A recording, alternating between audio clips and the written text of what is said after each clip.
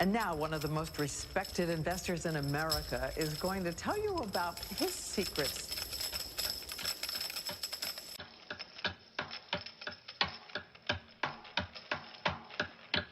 Warren Buffett. It's the sound of money.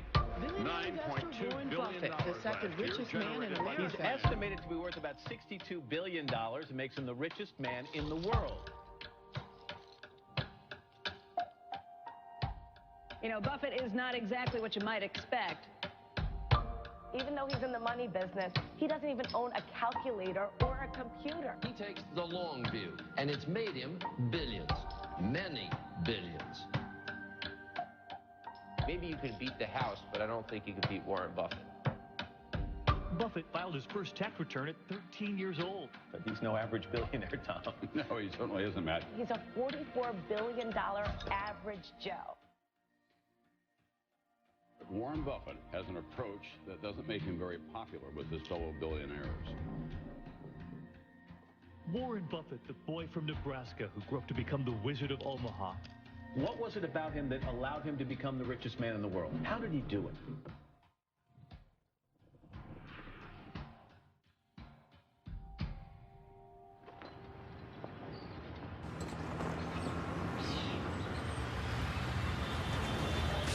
70 years ago, I was in high school, almost a third as long as the country has been around. And when I was in high school, I really only had two things on my mind: girls and cars. and I wasn't doing very well with girls, so we'll talk about cars. But let's just imagine that when we finish, I'm going to let each one of you pick out the car of your choice. Sounds good, doesn't it? Pick it out, any color, you name it. It'll be tied up with a bow, and it'll be at your house tomorrow. And you say, well, what's the catch? And the catch is that it's the only car you're going to get in your lifetime. Now, what are you going to do knowing that that's the only car you're ever going to have and you love that car? You're going to take care of it like you cannot believe. Now, what I'd like to suggest, you're not going to get only one car in your lifetime, but you're going to get one body and one mind, and that's all you're going to get. And that body and mind feels terrific now, but it has to last you a lifetime. On the way to the office, it's all of a 5-minute drive. Been doing it for 54 years. One of the good things about this 5-minute drive is that on the way there's a McDonald's, so I'll pick up something. Good morning. Thank you for choosing McDonald's. Go ahead and order whenever you're ready. I'll have a sausage McMuffin with egg and cheese. Anything else? That's it. Thank you. And I tell my wife, as I shave in the morning, I say either 261, 295, or 317. And she puts that amount in a little cup by me here, and that determines which of 3 breakfasts I get. Okay, 295. There's the two. How you doing, sir? Hey, great. You're on candid camera. I see. Hello, everybody. When I'm not feeling quite so prosperous, I might go with the 261, which is 2 sausage patties, and then I put them together and pour myself a Coke. Hi, how are you? 317 is a bacon, egg, and cheese biscuit, but the market's down this morning, so I think I'll pass up the 317 and go with the 295.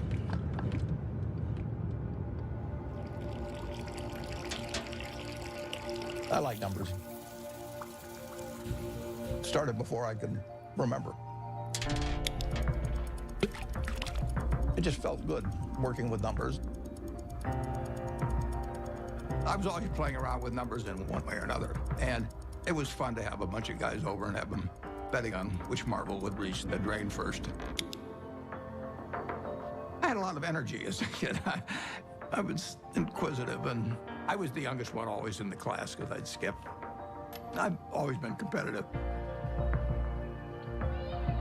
I like to read more than most kids. I really like to read a lot. My Aunt Edie gave me a copy of the World Almanac And that was heaven to me. And I can still tell you that the almost population was 214,006 in 1930. Some numbers just kind of stick with you. And very early, probably when I was 7 or so, I took this book out of the Benson Library called 1,000 Ways to Make $1,000. And one of the ways in this book was having penny weighing machines. And I sat and calculated how much it would cost to buy the first weighing machine and then how long it would take for the profit for that one to buy another one. And I would sit there and create these compound interest tables to figure out how long it would take me to have a weighing machine for every person in the world. I had everybody in the country weighing themselves 10 times a day, and me just sitting there like John D. Rockefeller's weighing machines. The allowance when I was a little boy was a nickel a week, but I liked the idea of having a little more than a nickel a week to work with, and I went into business very early. I started selling Coca-Cola door to door. I sold gum door to door, or sold Saturday Evening Post, Liberty Magazine, Ladies Home Journal, you name it. I think I enjoyed the game almost right from the start. But I like being my own boss. That's one thing I liked about delivering papers. I could arrange the route I wanted. Nobody was bothering me at 5 or 6 in the morning.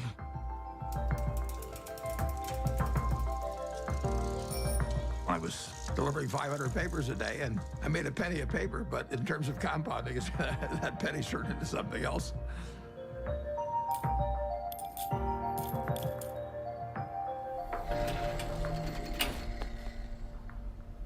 Einstein is reputed to have said that compound interest is the 8th wonder of the world or something like that. And it goes back to that story you probably learned when you were in grade school, where somebody did something for the king, and the king said, "What can I do for you?" And he said, "Well, let's take a chessboard and put 1 kernel of wheat on the first square, and then double it on the second and double it on the third." And the king readily agreed to it, and by the time he figured out what 2 to the 64th amounted to, he was giving away the entire kingdom. So it's a pretty simple concept, but over time, it accomplishes extraordinary things.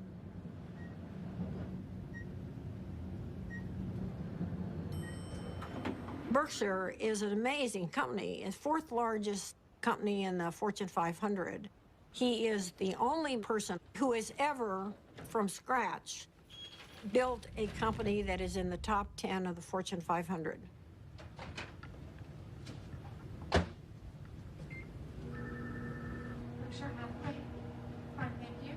Well, Berkshire is a holding company of sorts. It owns a large number of separate businesses that operate independently of each other and, to a great extent, from the parent company, Berkshire Hathaway. What gold's the red hot? My favorite green gold. So strong. All right. Well, we're going to get more from you in a second. We have maybe 70, maybe 80 businesses, and we ask them to behave in a way that doesn't hurt our reputation at Berkshire Hathaway, but they run their own lives. Other people do most of the decorating of the office, so various things come in. Originally, when I moved in 1962, you can see this. I went down to the South Omaha Library, and I think for $1, I got 7 copies of old New York Times from big times, like the Panic of 1907. This is one, 1929, obviously. But I wanted to put on the walls days of extreme panic in Wall Street, just as a reminder that anything can happen in this world. I mean, it's instructive art, you can call it.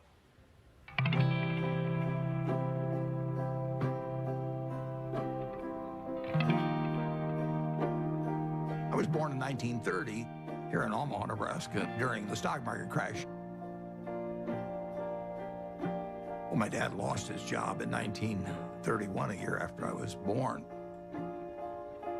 He was a stock salesman, and he had what little savings he had in the bank, and so he started his own company.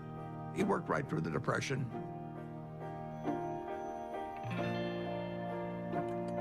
He had an investment company, and as an adult, when I look back, I thought, wow, did that ever take a lot of nerve? Sometimes we'd go down there on Sunday and we could play with the adding machine. My brother and I tended to play the games together. And I remember at one point, he said to me, I'm going to be a millionaire by the time I'm 30 or something like that. It was totally outside of anything my family had experienced, but it just was unusual that way. Well, I was the oldest, and then my brother, and then my sister. And my father would go to New York periodically to check on businesses and stocks and things like that. And he'd come back, he always had a costume for each of us, and Warren loved it. He was very good-natured. He was quiet. It was hard to tell he was a genius at that point. But, I mean, who was looking? The first books I read on investment were actually in my dad's office. Pretty soon I read all the books in the office and read some of them more than once. My dad had various nicknames for me. He'd call me Fireball sometimes because I'd start little businesses. He didn't care about money at all. He believed very much in having an inner scorecard and never worry about what other people are thinking about you. You know, just if you know why you're doing what you're doing, that's good enough. I admired everything about him to the extent that I was absorbing lessons from him without knowing it. And the idea that all lives have equal value is something that all three of his children felt since I can remember. My dad, at one point, ran for Congress when I was 12 or so. It was a very Republican household. I campaigned for him, my sisters campaigned for him. The whole family did. My mother was very, very bright, and she was very gregarious. She was a good campaigner for my dad. She had a lot of ambition, and I think my brother Warren got a lot of his extreme competitiveness from my mother, actually. She was brilliant at math. You know, I guess they still had these things where you crank them and things added up, and she could add it in her head faster than the machine could do it. She was absolutely amazing in that. She was very dutiful about taking care of the kids, but you didn't get the same feeling of love. It was there, but it didn't come out the same way as with my dad. In the nation, the only permanent way to prosperity is a balanced budget.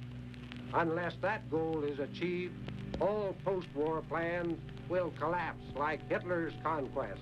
You have heard Congressman Howard L. H. Buffett, Republican member of the House of Representatives from Nebraska, speaking on... When I was about 12 or 13, we moved to Washington, my family, and I was mad. I was having fun in Omaha. I lost all my friends, and now I moved to a town where they were all strange. So I was very, very unhappy. At school, I just lost interest. I took pleasure in tormenting my teachers. At that time, for example, AT&T was the stock that all teachers owned for their retirement. And I decided that it would drive my teachers a little crazy if I went short the stock, because when you go short a stock, you're betting that it will go down. So I shorted 10 shares of AT&T and then brought the confirmation to school and showed these teachers that I was shorting the stock. They found me a big pain in the neck, but they did think I knew a lot about stocks. And then at home, my mother would have terrific headaches. And you didn't want to be around her when she was having the headaches. And she would lash out more. She would never do it in public. Well, I think we were terrified of her. When I'd wake up in the morning, I'd listen to hear her voice. I could tell by her voice it was going to be a terrible day or not. When she got difficult, the three children felt it. When I was at the low point, I decided that I would run away. So I talked two other guys into running away with me. We went out and we started hitchhiking. And then we got picked up by the highway patrol, and that scared the hell out of us. It's very interesting. My dad never really gave me help about doing this. But he finally said, you know, he said, you can do better than this. And just saying that, I felt I was letting him down, basically. So in all ways, He was teaching me. He never taught by telling me things. He just taught by example. He had unlimited confidence in me, even when I screwed up. And that takes you a long, long way. The best gift I was ever given was to have the father that I had when I was born.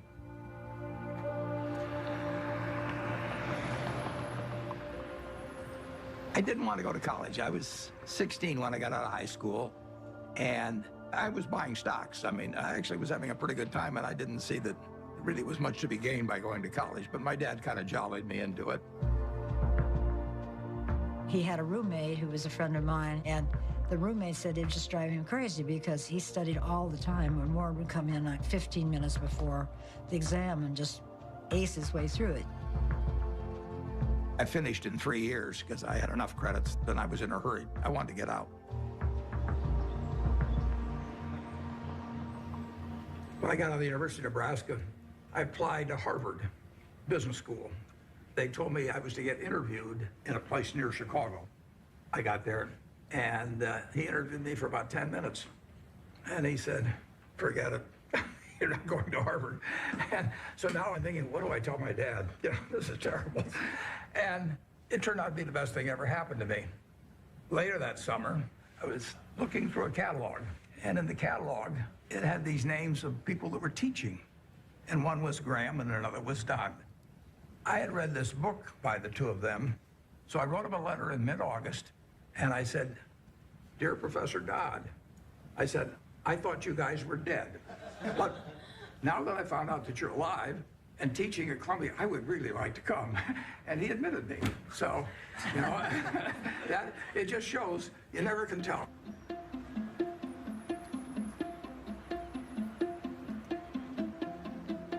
Gentlemen, that's Graham. Ben was this incredible teacher. I mean, he was a natural, and he drew us all in. Our Wall Street professionals are more accurate in the shorter term than the long-term forecast. Well, our studies indicate that you have your choice between tossing coins and taking the consensus of expert opinion. And the results are just about the same in each case. It was like learning baseball from a fellow who was batting 400. It shaped my professional life. There are two rules of investing, according to Warren, and he learned this from Ben Graham. Rule number 1, never lose money. Rule number 2, never forget rule number 1. Ben Graham basically coined the term value investing. He believed in careful scrutiny of a company's financial statements, and that if you bought value, it would eventually prove out. A few years ago, I went to Amazon, and sure enough, they had this manual there. So, while reliving my youth, other guys were going to Amazon probably and buying old Playboys or something, but I bought old Moody's manuals instead. And when I got out of school, I started selling stocks. I was 20 years old at the time and looked about 16 and acted about 12. So I was not the most impressive salesperson anybody ever met. But what I would do was I went through page by page looking for possibly undervalued stocks. Is this like going through an old family album? Better.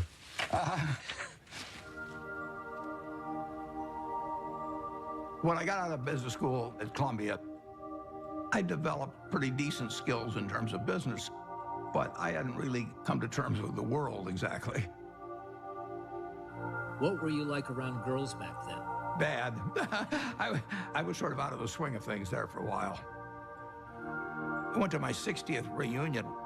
There's a girl there.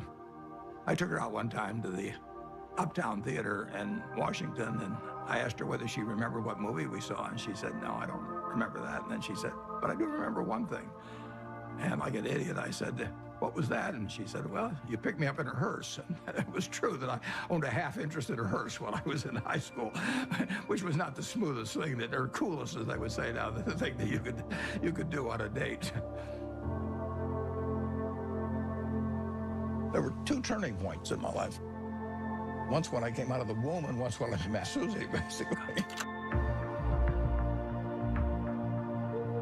She was the girl, yeah.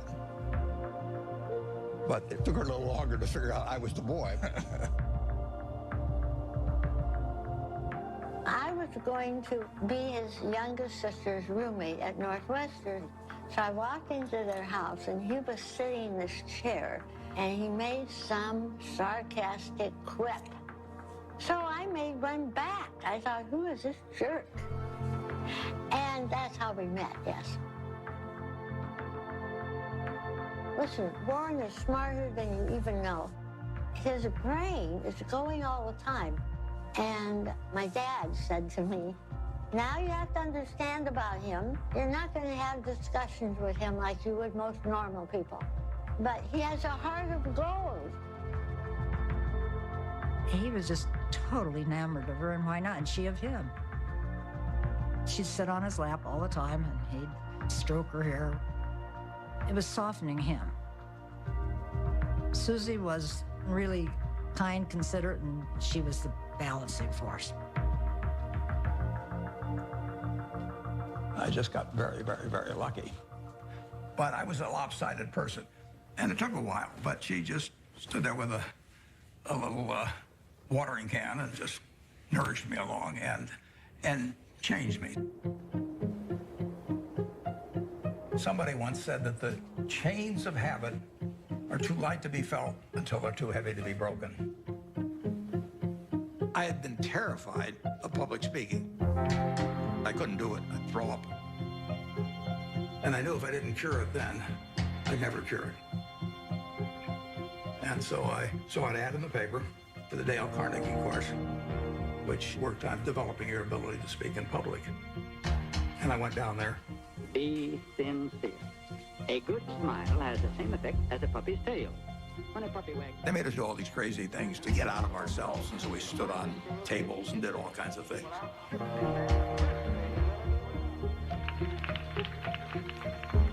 If I hadn't have done that, my whole life would have been different. So in my office, you will not see the degree I got from the University of Nebraska. You'll not see the master's degree I got from Columbia University, but you'll see the little award certificate I got from the Dale Carnegie course. As a matter of fact, every week, the instructor would give a pencil to whoever had done the most with what we'd learned the week before. And so in the fourth or fifth week, I proposed to her mother, and she said yes. And so that week, I won the pencil, and I also got engaged. I mean, it was an incredible week. The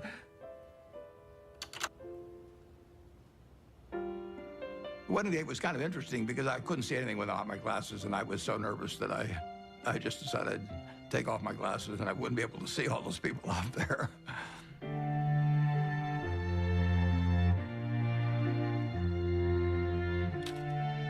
She was 19 when we got married, and I was 21.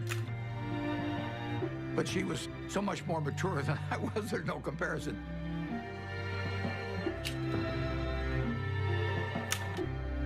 She was a better person than I was.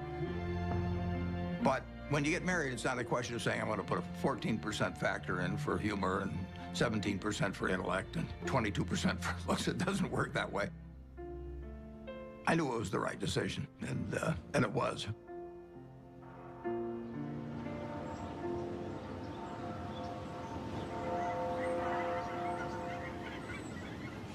You could live anywhere in the world. Why do you choose Omaha, Nebraska? Yeah, I love it. I was born about a mile from here, and I've never had a bad experience in Omaha.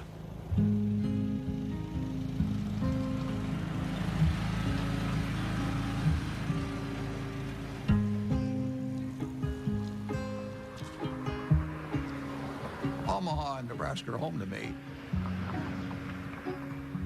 Everything about it seems like home.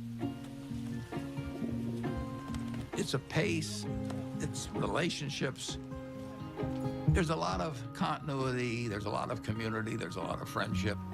It's a very solid place and friendly place in which to grow up and in which to conduct a business.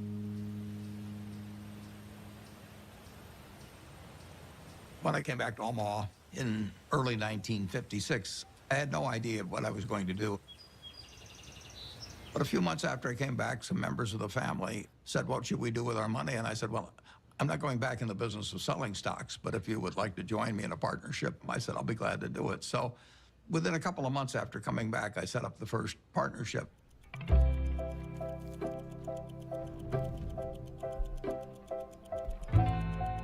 I wrote all the checks individually. I filed 11 income tax returns. I took delivery on stocks for all the different companies. I was a one-man band there for 6 years. Warren would sit upstairs in his little office there, and I would bring up the name of a company, and most of the time, he knew much more than I did about the company. He'd know how many shares were outstanding, he'd know the capitalization, he'd know the earnings. It was absolutely incredible. I mean, when Warren said something, it meant a heck of a lot. And I think all of us paid a lot of attention to Warren when he took a definite stand on something. When I first met Warren back in 1959, I recognized immediately that he was a very intelligent person. For the last 4 or 5 years, the stock market has been booming along and presumably forecasting better business, which has really not materialized. So maybe the stock market is really correcting a previous incorrect forecast this time rather than making a new correct one. He made a lot of money buying thinly traded securities that were incredibly cheap statistically. Warren was at that time dealing with small companies, and his investments often were to buy a company that you could figure was a discarded cigar butt, but it had one more smoke in it. And he wanted to buy at the right time to be able to benefit from the one smoke. The first partnership started with $105,100. I put up the 100 and the other people put up the 105,000. And then at the start of 1962, I moved to Kiewit Plaza. And by the time I moved to Kiewit Plaza, we had $7 million invested, and a fair amount was profits. I was then renting a house. I never owned a house to that point. And then 2 years later, I bought the house I live in today in 1958.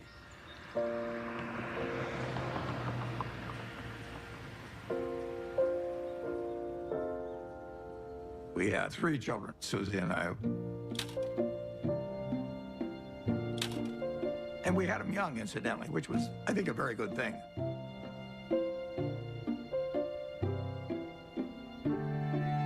My daughter Susie was born here. I named her Susie just like that as soon as I looked at her, because she looked just like her mother. And she was a cinch. And then Howie was, you know, this absolute bundle of energy, which made things very difficult for Big Susie for a while. Peter again reverted back to Susie's personality, and he was an easy child.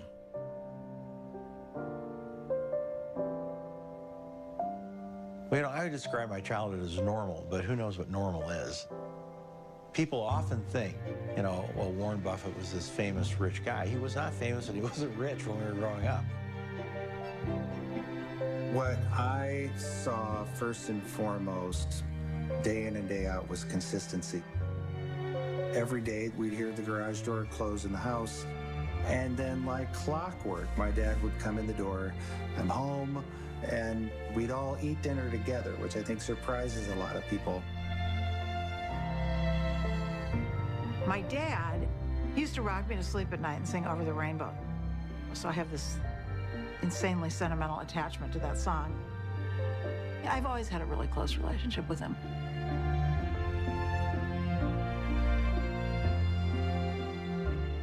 I've got 3 very different kids, and they've got a common heart, which they got from their mother.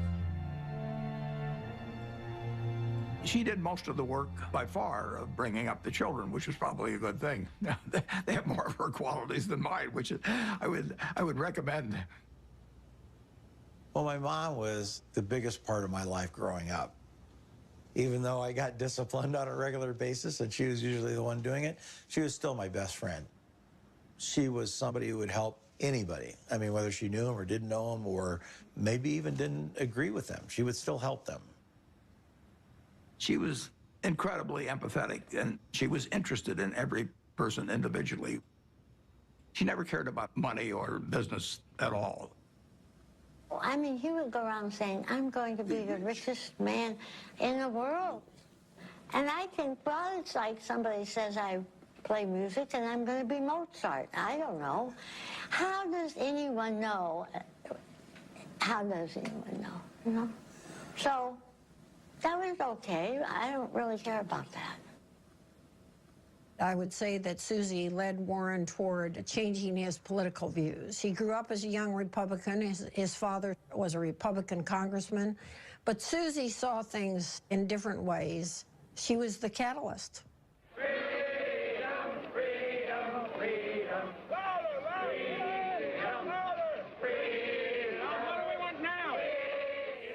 When the children were growing up, I was very involved in civil rights.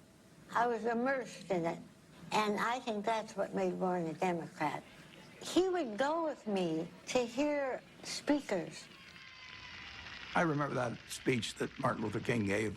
That was one of the most inspiring speeches I've ever heard. I come to say to you this afternoon, Took me right out of my seat. My wife was with me, and we both had the same experience. It was interesting. In that speech, he talked about truth forever on the scaffold, wrong forever on the throne, but that scaffold sways the future. Well, he was going to be dead in 6 months, but that scaffold did sway the future. My wife was more active than I was, but I was 100% with her mentally. I was just working a little more on my own investments. But it did make a difference what we were going to do with the money after we made it. I thought I would pile it up over the years, then she would unpile it in terms of running one very large foundation. And I was particularly good at compounding money, and therefore society would benefit by waiting. I was genetically blessed with a certain wiring that's very useful in a highly developed market system where there's lots of chips on the table, and I happen to be good at that game. Ted Williams wrote a book called The Science of Hitting, and in it he had a picture of himself at bat and the strike zone broken into, I think, 77 squares. And he said if he waited for the pitch that was really in his sweet spot, he would bat 400, and if he had to swing at something on the lower corner, he would probably bat 235. And in investing, I'm in a no-called strike business, which is the best business you can be in.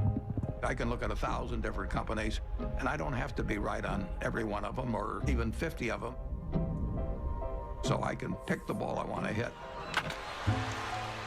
And the trick in investing is just to sit there and watch pitch after pitch go by and wait for the one right in your sweet spot. And if people are yelling, swing you bum, ignore them.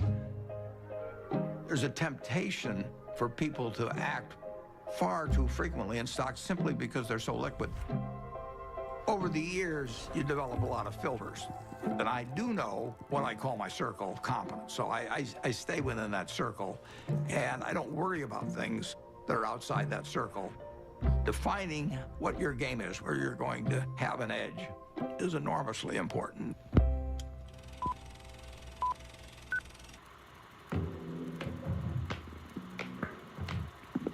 I bought the first shares of Berkshire in 1962, and it was a northern textile business destined to become extinct eventually. And it was a statistically cheap stock in a terrible business. Berkshire Hathaway was closing mills, and as they closed mills, it would free up some capital, and then they would repurchase shares. So I bought some stock with the idea that there would be another tender offer at some point, and we would sell the stock at a modest profit. And at one point, the management asked me at what price we would tender our stock, and I said $11.50. And the tender offer came out a few months later, and it was at $11.03, which is an eighth of a point cheaper. And that made me very mad, so I just started buying more stock. I just felt that I'd been double-crossed by the management, and in May of 1965, I bought enough so we controlled the company. and we changed the management.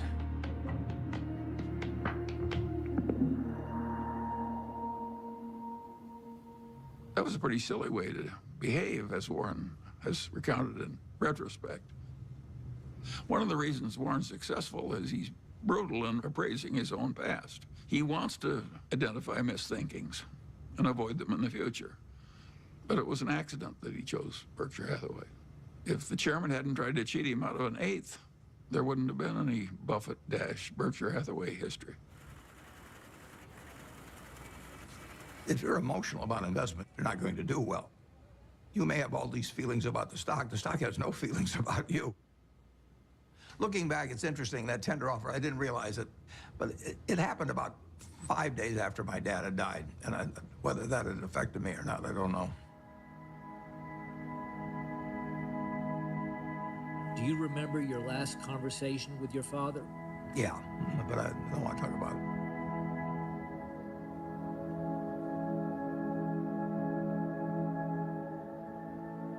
I think it just sobered him and hurt him.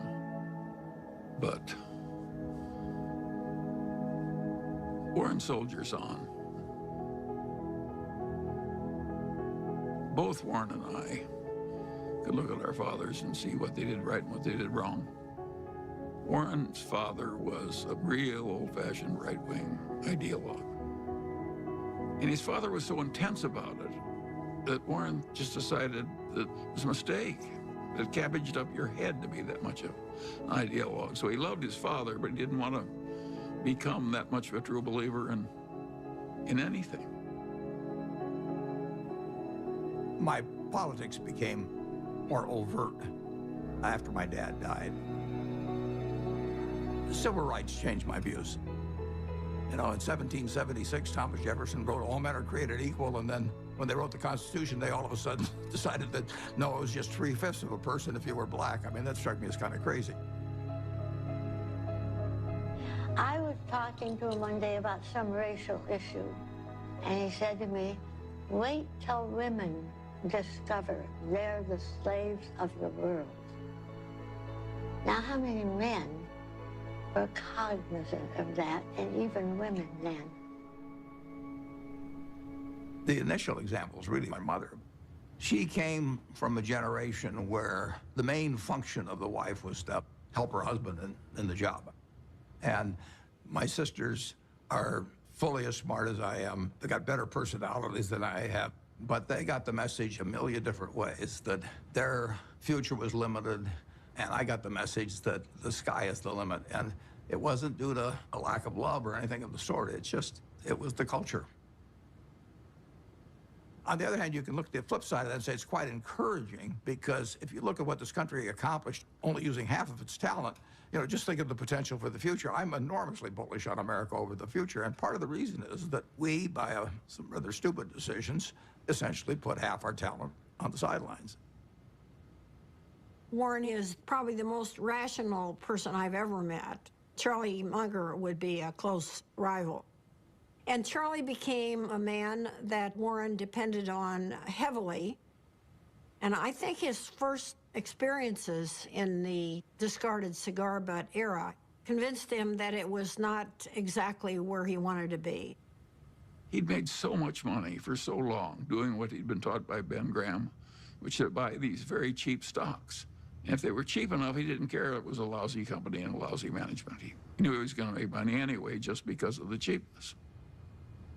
Charlie Munger has had a big impact on me in moving me toward looking for wonderful companies at fair prices rather than fair companies at wonderful prices.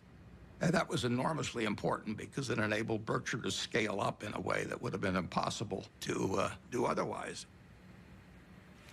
Yep. What are the key indicators you look for within companies before making an investment? Well, I look for something that does give them a moat around it. We have a company called See's Candy out on the West Coast. See's Candy is boxed chocolates. If you give a box of See's chocolates to your girlfriend on the first date and she kisses you, we own you. You know, I mean, we can raise the price tomorrow and you'll buy the same box. You're not going to fool around with success. So the key there is the response. You do not want to go home on Valentine's Day and say to your wife or your sweetheart, preferably they're the same person, you don't say, here, honey, I took the low bid. It doesn't work. Price is, to a degree, is immaterial. If you've got an economic castle, people are going to come and want to take that castle away from you. And you better have a strong moat. You better have a knight in the castle that knows what he's doing. You're not buying an asset. You're buying a name, you're buying a brand, you're buying a real franchise here. And Charlie was more responsible for that than anybody. We were mental partners right from the moment we met. I want to know, going back 50 years, what it was like when you first met Warren. Well, I thought he was a prodigy.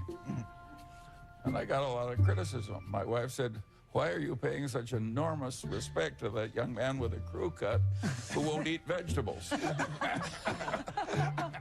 He's ungodly smart. He's got a much broader intellect than I do.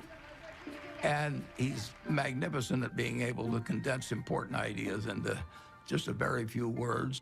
If you're not interested in the economic scene right now, you're mentally dead. Charlie has no tact. All right, let's talk a little bit about bankers. Charlie on Friday compared them to heroin addicts. Yeah, well, that's colorful, Charlie, but I would not have chosen that. I once wrote of him that when they handed out humility, he didn't get his fair share. The ideal way to run a headquarters is to have one man, preferably over 80, sitting in an office by himself. Anything else is pure frippery. He's always honest in what he tells me, so I listen to him. We never had an argument. We just kind of roll with it easily.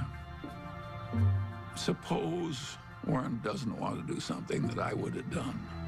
And suppose that happens 4 times over 40 years or something. What the hell difference does it make to me? Net, the record is working out fine.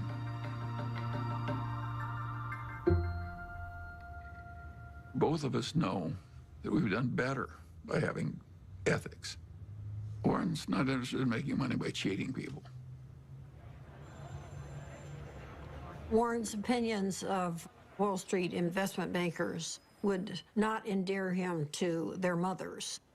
He feels that they're, for the most part, not out for their clients. They're out for their own business interests. In the late 1960s, there were just a flood of accounting shenanigans and mergers built upon false accounting and misleading people. It was a time when a lot of charlatans were prevailing in Wall Street and were being applauded by Wall Street. And I understood what the game was about, but I didn't want to play in it.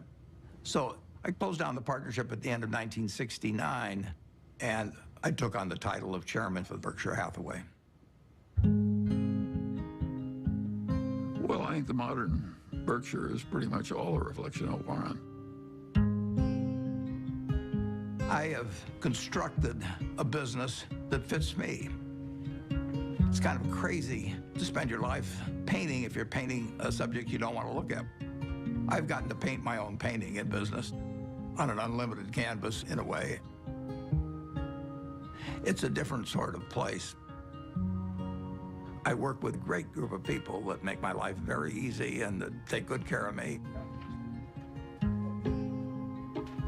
We have 25 people in the office, and if you go back, it's the exact same 25, the exact same ones. We don't have any committees at Berkshire. We don't have a public relations department. We don't have investor relations. We don't have a general counsel. We don't have a human relations department. We just don't go for anything that people do just as a matter of form. It's exactly the life I like. And it's not work to me. It's just a form of play, basically.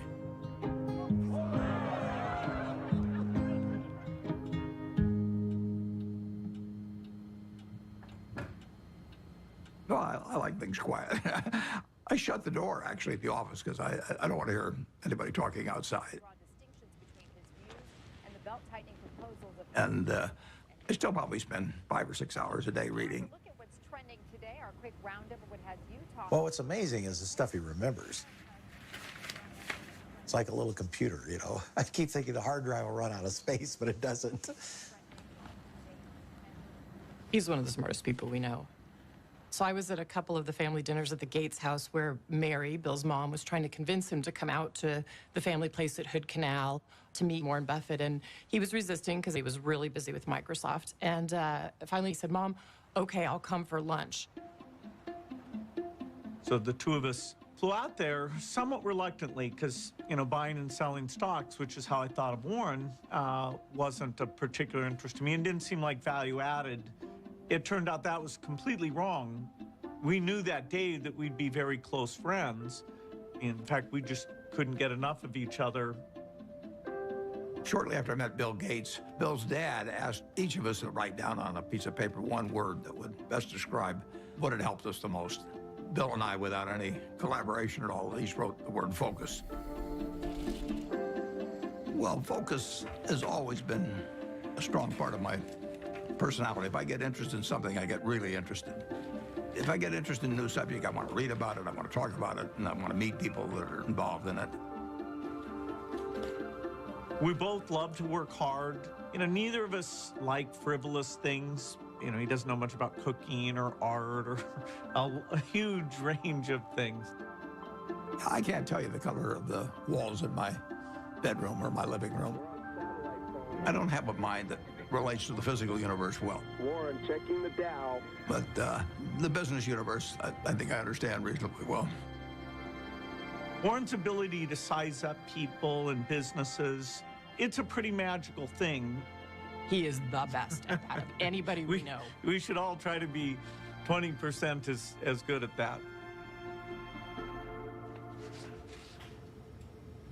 I like to sit and think.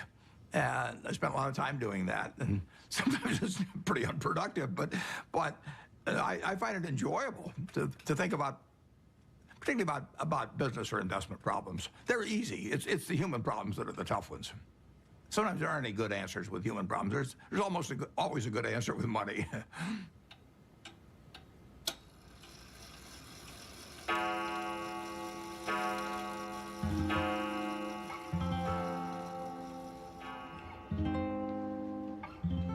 He was sort of a genius.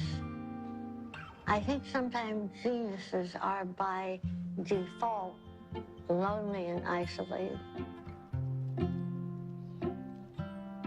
He was not really well adjusted. He was just this funny, humorous guy who maybe had a moat around him because he was afraid and he didn't know anyone that he wanted to let in.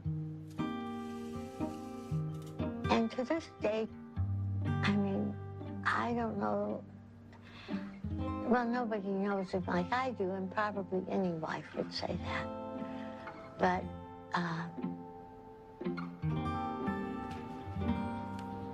he's a loner in a sense. And it's difficult to connect on an emotional level because I think that that's not his basic mode of operation. He was there physically, but he was upstairs reading all the time. I always told my mother we have to talk in sound bites. I learned that early on, that if you start, going into some long thing, unless you've explained to him ahead of time that it's going to be a long thing and you need him to hang in there, you lose him. You lose him to whatever giant thought he has in his head at the time that he was probably thinking about before you came in and really wants to get back to. He's not like the rest of us.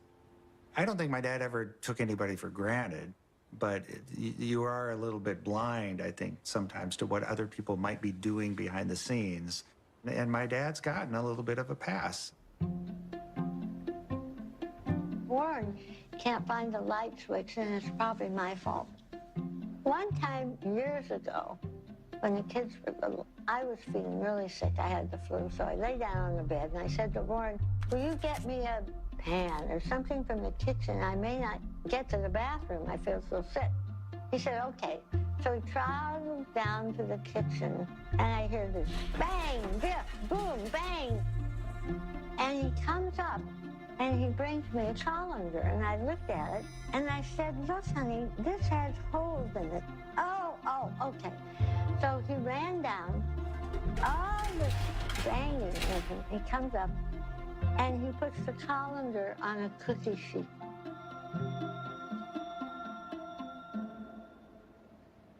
Physical proximity to Warren doesn't always mean that he's there with you. He's so cerebral, you see. And that's why I learned to have my own life. We were two parallel lines, but very connected when he was open to connecting. I did make a joke at one point. I said, we could make a tape of Mom yelling, bye, Warren, I'll be back later, and then have the door slam, and you would just think she was here. I don't think he knew what she was doing most of the time. Once Howie and I were both gone, as we've gotten older, she started to see the writing on the wall here and, just started trying to figure out how she could at least have some more, she called it, a room of her own.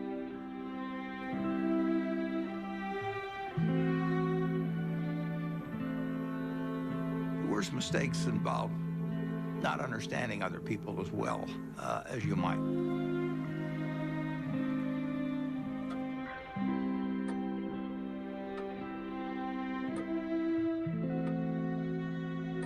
Well, she left Omaha in 1977, and there really isn't much to say about that.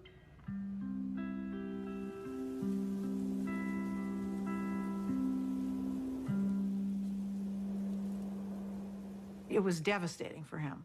And I came home because I can't say I was mad at her exactly, but I kept thinking, how can you leave him? He can't function by himself. So my mother, she'd asked a bunch of her friends to sort of look in on him. And Astrid was one of them. So I called Astrid. I said, Astrid, will you take Warren, make him some soup? Go over there and look after him because he's not going to make it. And it took him a while to figure it out, but he figured it out. I said, I'm not leaving you because I'll be wherever you want me when you want me. My mom moved to San Francisco, and I think one of the reasons it was important for her to leave Omaha was because she just felt like she was kind of trapped in this environment, that everybody knew who she was, that she, couldn't have her own identity. He knew that there's something she needed to do, and that she really recognized that the money gave us all and her a choice in a lot of ways that a lot of people didn't have.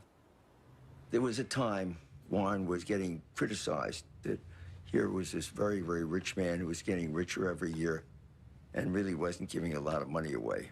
And there was terrific criticism by some people, which Warren never said anything about. The biggest thing in making money is time. You don't have to be particularly smart, you just have to be patient. Susie didn't want to wait as much as I did, but she never quite appreciated compounding like I did. That is a disagreement we have. I run a foundation now. I think we should be giving more money away. But I understand why we don't, because it's business. To me, the crux of it is that it wasn't the money itself. You can see that in the way he lives. I mean, he doesn't buy huge paintings or build big houses or anything like that. It's all mental with him. And the money is his scorecard. And he used to say to me, everybody can read what I read. It's a level playing field. And he loves that because he's competitive. And he's sitting there all by himself in his office reading these things that everybody else can read. But he loves the idea that he's going to win. I'll tell you how you do it. Have you ever seen a juggler juggle 25 milk bottles? How did he ever get to do that? The answer is he started with 1 bottle, then 2, then 3, and just kept doing it, and pretty soon he was at 25. And that's the way we did it. So basically, we started out with cash. and ended up buying a bunch of businesses, including insurance companies.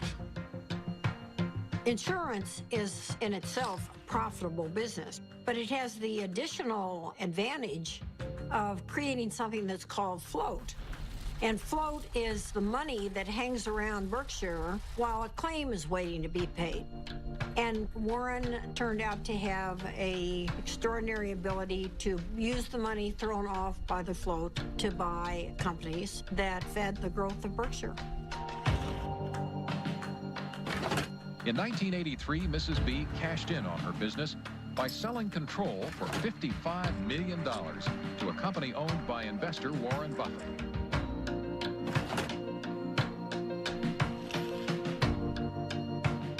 Warren was quite an expert about newspapers. He got interested in the Post because he recognized it as a greatly undervalued company. He had to write me a letter. Dear Mrs. Graham, I've just bought 5% of your company, and I mean you no harm. And I think it's a great company. I know it's Graham owned and Graham run, and that's fine with me. And I thought, whoa, this guy's really terrific. He used to come to board meetings with about 20 annual reports, and he would take me through these annual reports. I mean, it was like going to business school with Warren Buffett. Kay Graham did introduce Warren to the world of Washington, entirely different group than he had ever dealt with before. It was clear that working with Kay gave him a different kind of confidence, and he was the star. Everyone wants to hear what Warren Buffett has to say. The Oracle of Omaha, building his image and having some fun. Berkshire shares have increased more than 2,000% in value, one of the largest market capitalizations in the world, and it could grow a lot larger since Warren Buffett shows no sign of slowing down. So how did he do it? By investing in what he knows and understands. Good old-fashioned American brands like Coca-Cola, Fruit of the Loom, and Dairy Queen. What inspired you? This inspired me. Find what you like. Is that what Yeah, absolutely. Today, the Coca-Cola Company will sell almost 2 billion 8-ounce servings of one form or another of Coca-Cola products. Now, if you get an extra penny a day, a penny a serving, that's $20 million a day. That's $7.3 billion a year from 1 penny more.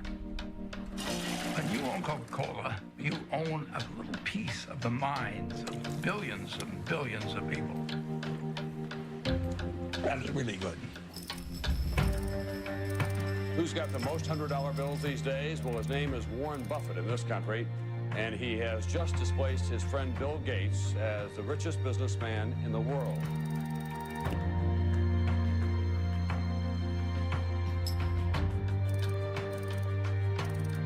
And the purpose of Wednesday's meeting was to discuss Buffett's company, Berkshire Hathaway's plan to purchase railroad giant Burlington Northern. Valued at $26 billion, this would be Buffett's largest acquisition ever. He's created Berkshire from virtually nothing into hundreds of billions of dollars of market cap. Nobody else has a record like that. He wanted to have an outstanding reputation, that he never really upset the apple cart when he bought a business, that he kept the management in place. He was establishing a reputation that paid off later in life. It's been building and building ever since I've known him.